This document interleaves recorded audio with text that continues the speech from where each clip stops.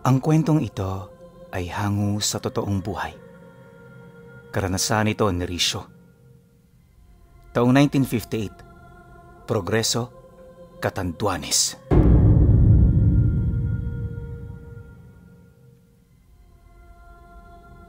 Noong mga panahong ito, napakaliblib pa ng sitio sa Progreso. Maliit lang ang pamayanan doon, kaya halos bilang lang ang mga tao.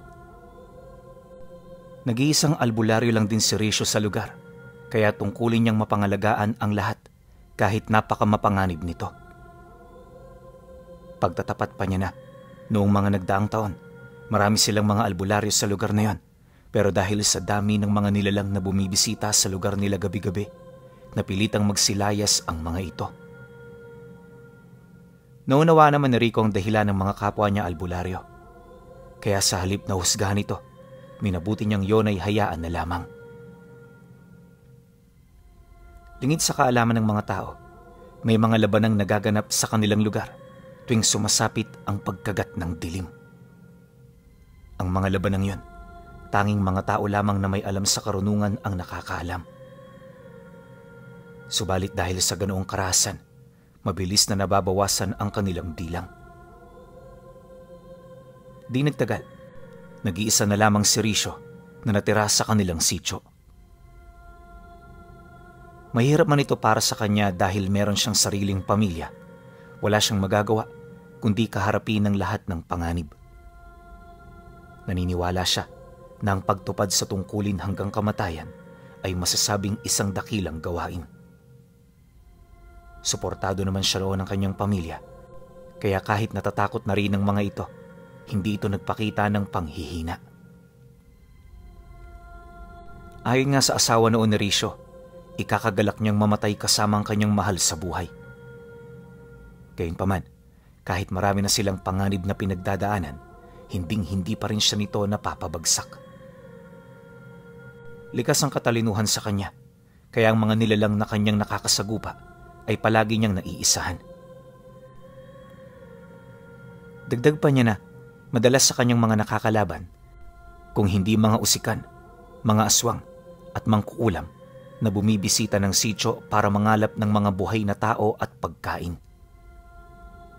Malimit itong ginagawa ng mga mangkukulam na animoy may pinaghahandaan itong isang malaking ritual.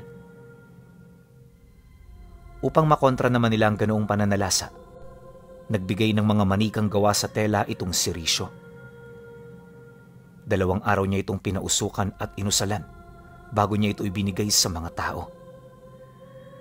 Naglagay din siya ng marka ng dugo sa labas ng mga kabahayan upang magsilbing paalala sa mga nilalang na may mga pangontra itong nakatago sa loob. Noong una, kokonting bilang lang ang mga naniniwala. Pero sa katagalan ng pananalasa ng mga aswang, napilitan na rin itong sumunod sa kanyang nais. Nang matanggap na ito ng mga tao, doon pa lamang nagtapos ang mga kakaibang pagpaparamdam ng mga nilalang. Sa mga unang linggo na hindi sila nakaramdam ng pananalasa, marami ang nagalak.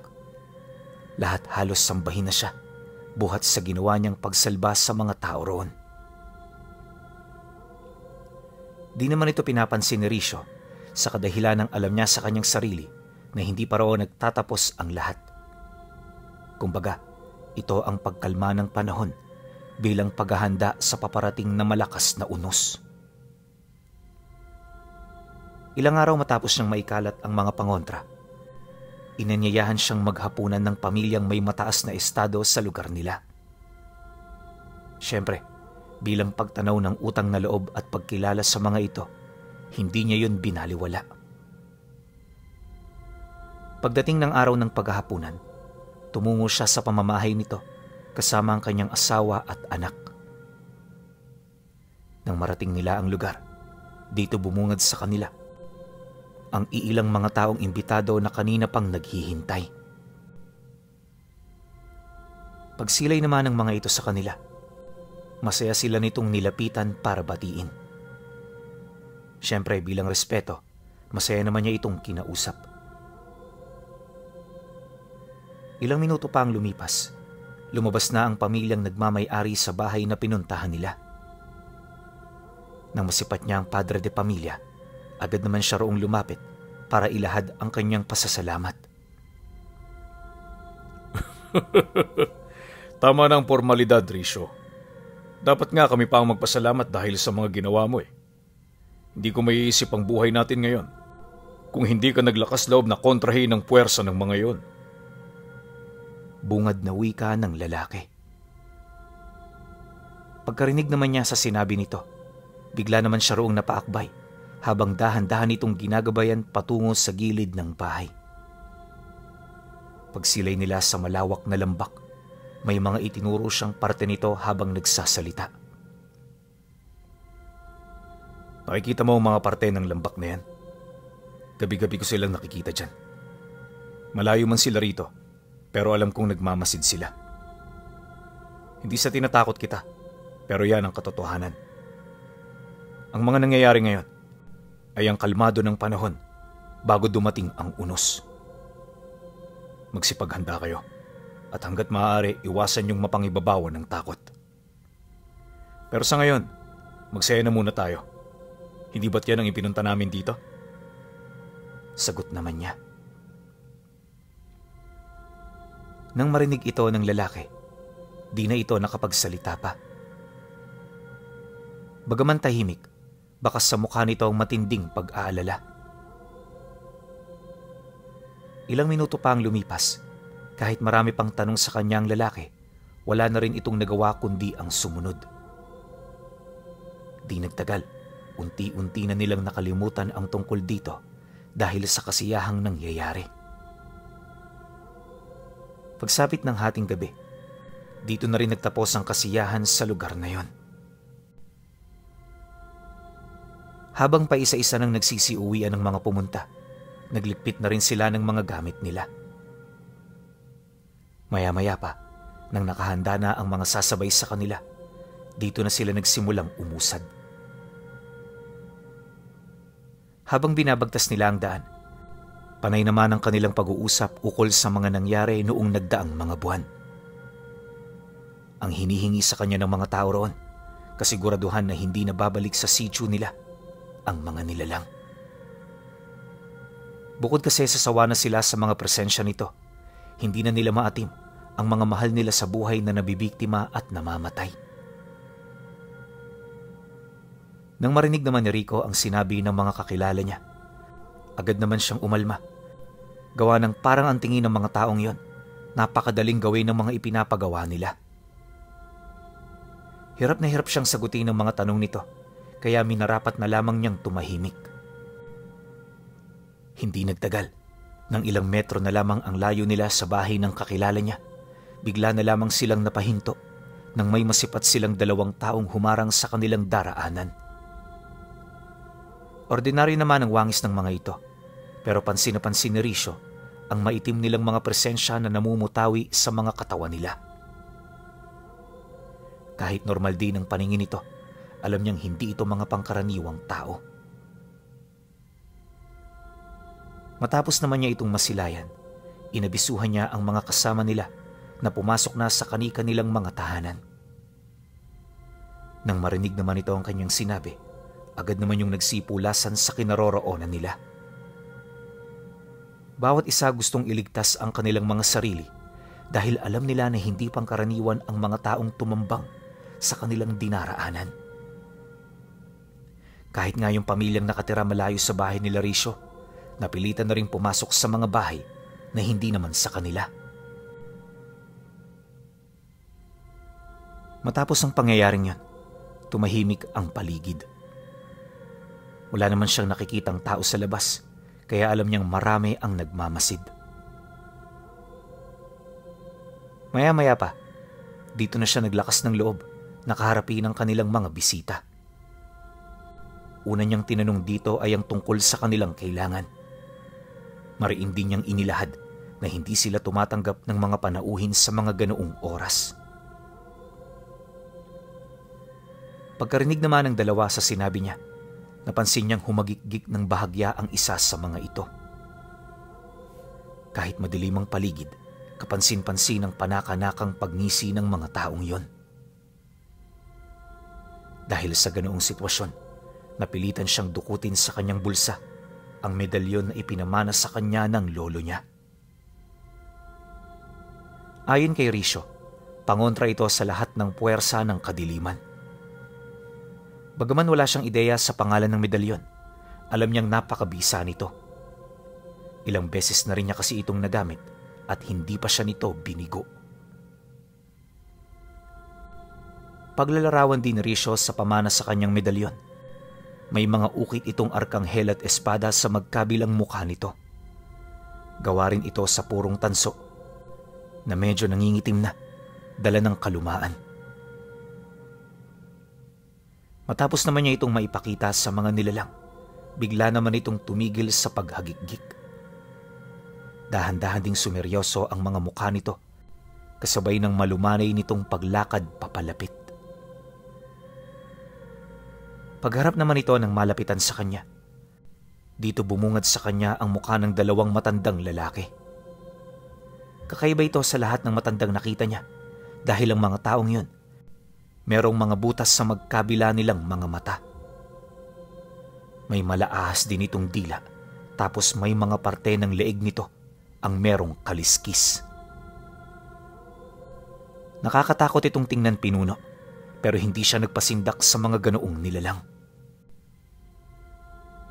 Sa halip di na umatras, minabuti niyang manatili habang inuutusan ng kanyang pamilya na huwag itong titingnan. Ilang segundo pa ang dumaan, pag-angil naman ng mga nilalang na yon, biglang nagwika sa kanya ang isa sa mga ito. Hindi mo sila kayang protektahan lahat. Pauna pa lamang ito ng aming pagpaparamdam. Kami na ang magsasabi sa iyo, Albularyo. Hindi mo magugustuhan ang mga susunod na mangyayari. Pagkasambit naman ito ng mga kataga, biglang may lumabas na parang maliliit na ugat sa kanilang kinatatayuan. Agad itong lumikha ng lagusan at sa isang kisap mata, nawala ito sa harapan nila. Matapos naman niya itong masilayan, gulat na gulat siya. Gawa ng hindi niya sukat akalain kung papaano nagtaglay ng ganoong kakayahan ang mga simpleng mangkukulam na may dugo ng mga aswang. Malayong malayo ito sa kanyang inaasahan, kaya maging siya man, hindi maipagkakailang nagulat. Matapos ang mga pangyayari, napilitan na siyang umalis kasama ang kanyang pamilya. Hanggat hindi pa sila nasa loob ng bahay, iniwasan nilang pag-usapan ng tungkol sa mga nangyari. Maski kasi ang kanyang asawa, maraming tanong kung papaano nagawa ng mga taong yon ang ganoong abilidad. Kung hindi kasi ito nagkakamali, isang malalim na uri ng karunungan ng kaliwa ang ganoong kakayahan. At sa buong buhay nila, wala pa silang nakitang ganun. Nang marinig naman ni Ricio ang mga sinabi nito, napabuntong hininga siya habang pinapakiramdaman ng buong paligid. Maya-maya pa, nang mapagtanto niyang walang nilalang na nakikinig sa kanila, dito na siya sumagot ng,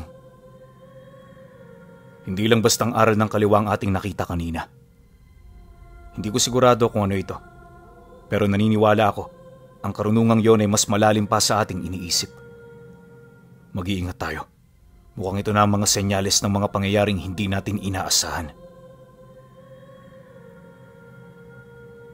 Dahil sa kanyang sinabi, sumang-ayon lang naman ang asawa niya. Matapos ang kanilang pag-uusap, nagpahinga na silang dalawa.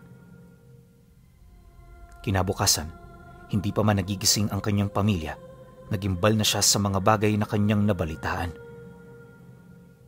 Ayon sa taong napadaan sa kanilang lugar, ang mga nakasama niya noong gabi, hindi na nagising pa. Lahat ito namatay ng walang kahit na anong karamdaman. Ang mas nakakapagtaka pa sa lahat, may mga marka itong kulay itim sa gitna ng kanilang mga dibdib. Dagdag pa nung nagbalita sa kanya na kaya siya napapunta ay dahil sa ipinapatawag umano siya ng pamilya. Dahil sa sinabi nito, walang nagawa itong si Ricio kundi ang sumunod. Alam niya kasing importante ang mga nangyari, kaya hindi niya ito mapapalagpas. Pagdating naman niya sa bahay ng mga biktima, nadatnan niya itong nagluluksa. Wala na ring albularyo noon ang tumingin sa bangkay na para bang umiiwas din ng mga ito sa nilalang na kanyang nakaharap. Matapos naman niya itong mapansin, agad naman niyang hinanap ang 2 albularyong nanatili sa baryo kasama niya. Pagkaharap niya sa mga ito, mahinahon niya itong tinanong tungkol sa kanilang mga nasilayan at napansin. Ipinaalala rin niya sa mga ito ang kanilang katungkulan bilang mga sinugo ng Panginoon. Bakit hindi man lang kayo roon pumunta at naghintay sa akin? Nakakalimutan niyo na ba? Alagad tayo ng Diyos at tungkulin natin ang pangalagaan ng mga taong humihingi ng tulong. Sa ginawa niyo ngayon, parang binabaliwala niyong dakila nating tungkulin. Maaari bang malaman kung bakit? Galit na sagot niya habang tinitingnan ng dalawa. Pagkarinig naman ng isa sa mga albularyo sa kanyang sinabi, bigla naman itong umalma. Hindi naman sa ganon, Risyo. Alangan namang ipipilit mo sa aming kalabanin ng mga ganon. Labas sila sa aming antas. Kaya kung magpupumilit kami, paniguradong kami masasawi rin. Galit na sagot nito. Alam kong alam mo na hindi sila ang mga taong gumagamit ng normal na mahika. Malalim na karunungan ng kaliwa ang tinataglay nila, Risyo. Kaya mas mainam na umiwas na lang tayo. Palagpasin natin ang mga bagay na pwede pa nating palagpasin. Dagdag pa ng isa. Nang marinig naman niya ang sinabi nito, hindi na siya umimik bagkus ang ginawa niya. Humingi na lamang siya ng mga sangkap na kanyang ipinunta. Pagkatapos umalis na rin siya ng bahay nito para puntahan ang pamilya ng mga nasawi. Bagaman patay na ang mga biktima, sinubukan niya pa ring isaayos ang mga bangkay nito. At sa pananaliksik noon ni Risyo Pinuno sa mga patay, napag-alaman niyang may mangilan-ngilan sa mga labi ang buhay pa pala. Humihinga ito na parang natutulog. Pero alam niya na nasa ilalim ito ng isang malakas na sumpa. Ano man ang sumpang yon, kinakailangan niyang mahanap ang may gawa dahil ang mga ito lamang ang may kakayahang alisin ito. Ang kaso lang masyado itong imposible. Sa lagay kasi ng mga biktima, mukhang hindi na ito aabutan ng mga susunod pang araw. Dahil sa ganoong rason, nagpasya siyang patayin na lamang ito alang-alang sa katahimikan ng kanilang mga kaluluwa. Matapos ang pag-eembalsamo, muli niyang binalaan ang mga naroon ukol sa mga pwedeng mangyari sa pagsapit ng gabi ng lamay. Kinausap din niya ng maigi ang pamilya nang sa gayoy mapaghandaan ito. Dagdag pa niya na makikiramay rin siya, kaya kung maaari, pag-isahin na lamang nila ang pagdadausan ng lamay. Sa gayong paraan, hindi na siya mahihirapang magbantay sa mga patay. Dahil sa kanyang sinabi, agad naman itong sinang-ayunan ng pamilya. Bale, nasa 5 pala noon ang nasawi, kaya yung bahay na napagpasyahan nilang paglagakan ng mga labi ay yung pinakamalaki na. Sinigurado rin nilang matibay ang bakod nito upang hindi ito basta-bastang mapapasok ng mga nilalang. Naglagay din sila ng mga kumpol ng balat ng nyug sa buong paligid na kanila namang sisigaan pagtungtong ng gabi. Matapos ang mga naging paghahanda, minabuti naman niyang umuwi. 2 oras lang noon ang kanyang naging tulog bago bumalik sa bahay na pinagdadausan ng lamay. Pagdating niya sa lugar, nadatnan niya ang 2 albularyo na kanina pang tumutulong sa pamilya. Ayon kay Risyo, hindi niya inaasahang babalik ang mga ito, kaya humanga talaga siya.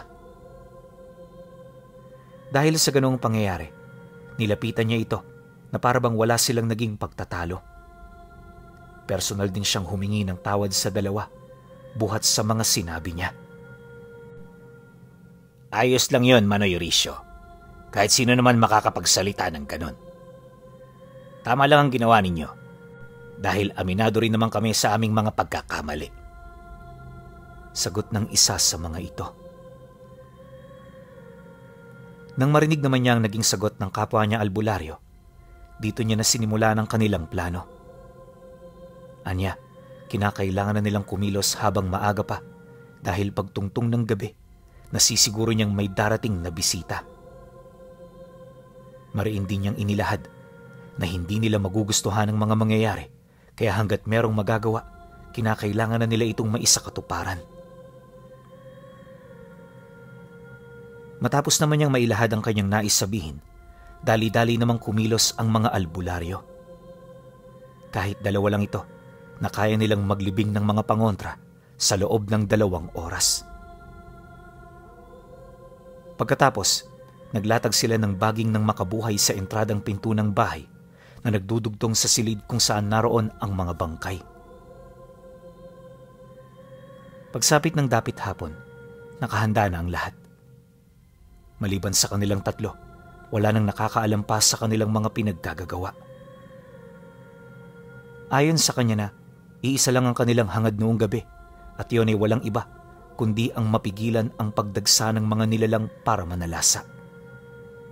Ngunit lingid sa kanilang kaalaman na ang naging pagpapagal nila noong hapon hindi pa pala sapat upang maitaboy ang mga nilalang.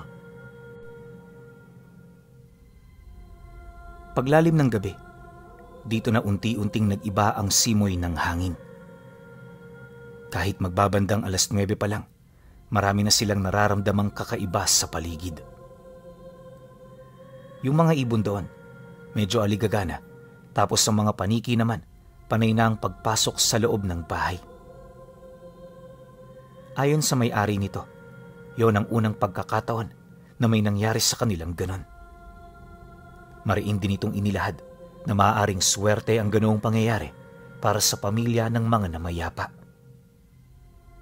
Subalit nang marinig niya ito, agad niya itong tinutulan. Alam niya kasing hindi yun ang totoo dahil unang-una, kampo ng mga demonyo ang may gawa ng ganoong milagro. Ilang minuto pa ang lumipas, bigla na lamang siyang napahinto matapos siyang tawagin ng kanyang kasama. Nadatnan niya ito sa balkonahe ng bahay, gulat na nakatitig sa pinakadulong bahagi ng lambak. Pagsilay naman niya sa itinuturo nito, dito niya nasilayan ang grupo ng mga nilalang na umuusad papalapit. Napakarami ng mga nilalang sa puntong malalihiyo na ito kung titingnan. Manoy Risyo, hindi ba't purong mga engkantong mga yan? Sa tingin ninyo, ano kaya ang binabalak nila? Saan sila pupunta? Hindi ko alam, Tomas. Pero ano man yun, kailangan nating maghanda. Mukhang papalapit sila sa lugar na ito. Kaya hindi malabong ginagamit sila ng mga kalaban natin para makalapit ng hindi natin napapansin. Matapos ang kanilang naging pag-uusap, agad naman silang lumabas ng bahay. Yung mga tao namang nasa labas pa, pinapasok na nila sa loob para isalba sa paparating na unos. Pagpasok naman ng mga ito, dali-dali nilang sinindihan ang lahat ng balat ng nyog na nakaimbak papaikot ng bahay. Pagliyab nito, agad na namang lumabas sa balkonahe ang iilang mga taong gustong makiusyoso. Nang mapansin naman yun ni Risyo, agad niya itong pinuntahan, sabay hatak dito papaloob ng bahay. Ikinagalit ito ng mga taong puwersahan niyang pinapasok, ngunit pagsarado niya ng pinto, napatahimik ito nang may marinig silang napakalakas na kalabog. Siya noon, napasigaw na rin sa sobrang lakas ng presensyang tumama sa kanya. Nung mawala na ito, agad naman siyang tumayo, kasabay ng pagsilay niya sa 7 kataong nakatayo sa bakuran ng bahay. Hawak-hawak na nito ang 2 albularyo niyang kasama na kasalukuyan na noong walang malay. Pagdarag naman ng mga ito sa mga kasamahan niya papalapit, agad naman siyang napahugot ng dala-dala niyang punyal habang tinatanong ang mga nilalang. Sino kayo? Bitawan niyo yung mga kasama ko! Galit na sigaw niya. Pagkasambit naman niya ng mga kataga, umihip siya ng mga buhay na salita sa hangin kasabay ng pagpapakalat niya ng sumpa at mga pamako sa paligid. Inakala niya kasi na sa pamamagitan nito ay masisindak niya ang mga nilalang, pero nagkamali siya. Bago pa man niya kasi matapos ang mga dasal niya, may nagpakitang lagusan malapit sa lugar kung saan siya naroon. Paglitaw naman ng taong dumaan dito, bumungad sa kanya ang isang matandang lalaki na nababalot ng putik sa katawan. Hindi ordinaryong putik ang nakakapit dito dahil yung putik na yon gawa mismo sa naagnas na laman ng tao. Ayon sa kanya, hindi pa siya nakakita ng aral na gumagamit nito, ngunit nasisiguro niya, napakalalim ng aral na yon. Unang tingin pa lang din niya sa matanda, hindi niya maipagkakailang kasindak-sindak ang wangis nito. Gayunpaman, pinipilit niyang magpakatatag upang hindi siya nito makitaan ng takot sa katawan. Maaari kasi itong gamitin ng nilalang upang gumawa ng mga hindi inaasahang pag-atake. Matapos naman niyang masilayan ang kasalukuyang sitwasyon ng lugar, dito siya kalmadong nakipag-usap sa matanda. Hanggat maaari rin, lumayo siya roon ng palihim upang makaya niyang mailagan ang mga susunod nitong gagawin. Sa kanilang pag-uusap, dito niya naitanong kung ano ang pakay ng mga ito. Nagpakilala rin siyang albularyo sa lugar nila, kalakip ng pagpapaliwanag ukol sa mga maaaring mangyari. Anya, ang ginawa ng mga ito ay deklarasyon ng digmaan sa pagitan ng kanilang uri. Mariin din niyang inilahad na hindi papalagpasin ng mga albularyo sa mga karatig baryo ang ginawa ng mga ito. Dagdag pa niya na, sa oras na malaman nito ang kapangasang ginawa ng mga nilalang, magiging maliit na ang mundong kanilang ginagalawan. Akala niya masisindak nito ang matanda, pero nang marinig nito ang lahat-lahat ng ibig niyang iparating, dito niya ito nakitang ngumiti habang sumasagot sa kanya ng,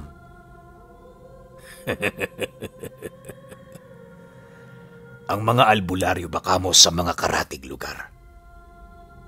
Huwag mo na silang hanapin, iho, sapagkat matagal na silang nagpahinga. Sinasabi ko sa iyo, hindi kami katulad ng ibang lahi na hindi nag-iisip kapag kumikilos. Bawat galaw namin pulido at wala kang makikitang anumang bahid ng kapalpakan. Ngayon sabihin mo, kanino ka pa dudulog para humingi ng tulong?" Kasabay ng pagwika nito ay ang muling pagpakita ng lagusan na binubuo ng mga maliliit na ugat na nagliliwanag. Pagtigil naman ng mga ugat, dito lumabas ang dalawang nilalang na merong 4 na mga kamay. Gawa rin sa purong anino ang katawan nito, kaya hindi ito kayang pigilan ng kahit na anong bagay na nilikha ng mga tao. Pagtagos nito sa dingding ng bahay, agad naman niyang narinig ang pagsigawan ng mga tao sa loob. Di nagtagal, napilitan na rin itong lumabas para tumakas. May mangilan-ngilang na huli sa panig ng mga ito, habang ang karamihan nakabalik ng ligtas sa kanilang mga tahanan. Alam ni Ricio na hindi nito naisahan ng mga nilalang, bagkus ay pinatakas ito ng matanda upang matupad ang kanyang mga hangarin sa hinaharap. Pagtahimik ng buong paligid, dito na siya nito kinausap ng mahinahon. Punto por puntong mga sinabi nito sa kanya, kaya sa loob lamang ng maikling oras, nalaman na niya ang pakay ng matanda. "Bilang lang sa mga daliri ko ang natitipuhan kong albularyo. Gusto ko ang pagkatao mo, Ricio. Matatag at hindi basta-bastang sumusuko. Kung bibigyan kita ng pagkakataon, gugustuhin mo rin bang pumailalim sa aking kapangyarihan? Pag-isipan mo ito ng maigi, sapagkat sa mga sandaling ito, yan na lamang ang paraan mo para mabuhay. At konting paalala, malupit ako sa mga nilalang na tumatanggi sa aking kagustuhan. Sigurado ako na ayaw mong mapabilang sa mga yon." Nang marinig naman niya ang sinabi nito, dito na siya dahan-dahang binalot ng matinding takot. Alam niyang hindi dapat ganoon ang magiging kilos ng isang albularyo, pero nung magagawa niya, karap niya ang isang nilalang na di hamak na mas malakas kesa sa kanya. Halos ilang minuto rin siyang nanatiling tahimik hanggang sa makapagpasya na siyang labanan ito hanggang kamatayan. Naisip niya na sa mga sandaling yon, tanging ito na lamang ang bagay na magagawa niya upang hindi siya ikahiya ng mga tao at albularyong naniwala sa kanya. Walang sabi-sabi, muli niyang hinawakan ang kanyang punyal. Inihipan din niya ito ng mga buhay na salita bago siya nagdesisyong sugurin ang nilalang. Ngunit sa loob ng ilang minutong pakikipagbuno niya, napansin niya na parabang dahan-dahan ang umuusok yung mga karga niya. Di nagtagal, napansin na lamang niyang nabasag at naabo ang medalyong ibinigay sa kanya ng yumao niyang lolo. Nang masipat naman niya ang nangyari rito, tuluyan na siyang nawala ng lakas para lumaban. Kung hindi niyo kasi naitatanong pinuno, ang medalyon na yon ang pinakamalakas niyang karga, kaya nang masipat niyang madali itong natalo ng matanda, hindi niya maiwasang mag-alala. Matapos ang pangyayaring yon, dali-dali siyang umatras, kinalas ang lahat ng kanyang karga at kumaripas ng takbo patungo sa kakahuyan. Magmula noon, itong si Ricio Pinuno hindi na nakita sa lugar nila. Akala ng kanyang pamilya patay na siya, kaya hindi na siya nito hinanap. Ngunit ang hindi alam ng kanyang asawa, kasalukuyan pala siya noong nagtatago sa gubat. Takot na bumalik sa kanilang lugar ni magpakita sa mga taong kilala niya. Naisip niya kasi na baka may kaugnayan ng mga ito sa matandang pumatay sa kanyang mga kaibigan at tumalo sa kanya. Halos mag-iisang dekada rin siyang nagtago, pilit pinag-aralan ang mga aral ng kaliwa. Magmula kasi noong nangyari yun pinuno, nawala na siya ng pananampalataya. Napagtanto rin niyang ang aral ng kaliwa ang namamayagpag sa mundo, kaya para matalo ang matanda, kinakailangan niyang gamitin ang kapangyarihan nito. Ngunit sa kasamaang palad, hindi siya nagtagumpay sa kanyang balak. Lumipas ang mga taon, nawala na siya ng lakas ng loob para gantihan ang nilalang na nagkasala sa kanya. Naunawa niya kasi na kahit na anong gawin niya, hindi na niya maibabalik ang lahat. Dumanas man siya ng matinding pagkatalo, pilit pa rin niyang ibinabangon ang buhay niya. Makalipas ang isang dekada, tanging ang bunsong anak na lang niya ang nakakausap niya. May kinakasama na rin noon ang kanyang asawa, kaya hindi niya na ito ginulo. Hanggang kamatayan ni Ricio Pinuno, paulit-ulit niyang sinasabi sa kanyang anak na mag-iingat sa kanilang lugar, lalo pat alam niya na buhay pa rin yung matandang lumulusaw ng mga karga ng mga antingero.